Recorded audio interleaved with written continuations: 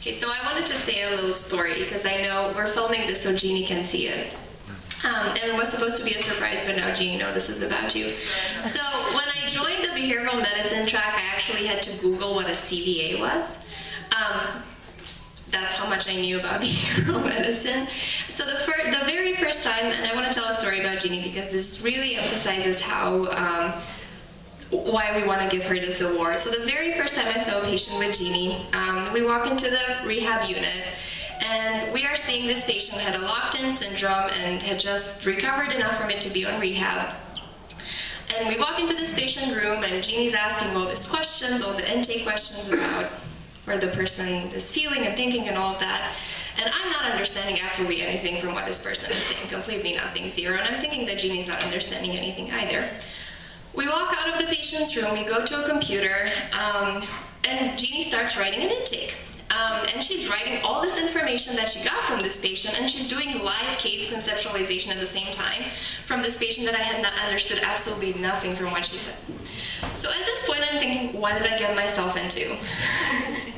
I will never be able to do this. This is completely over my head. What am I doing here? This is ridiculous. And I'm kind of tearing up at the same time, and Jeanne treats me like a colleague even though I'm really ready to lose it. And she keeps asking me, like, do you agree with this? Do you think we should change this and make this in a different way? So really treating me like an equal, like a colleague from day one. When I actually walked in the inpatient unit, I had no idea what a stroke was.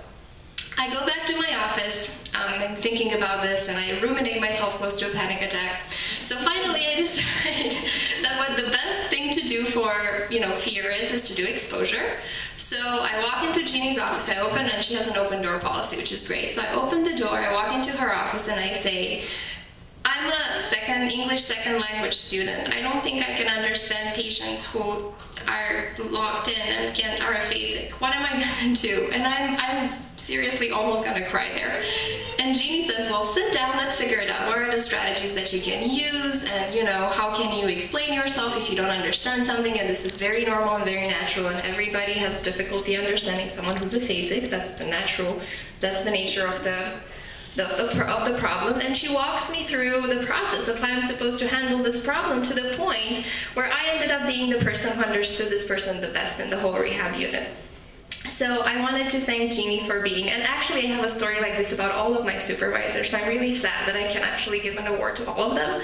But I really wanted to thank Jeanne for being a fantastic mentor and a really good role model for how to work in the medical field.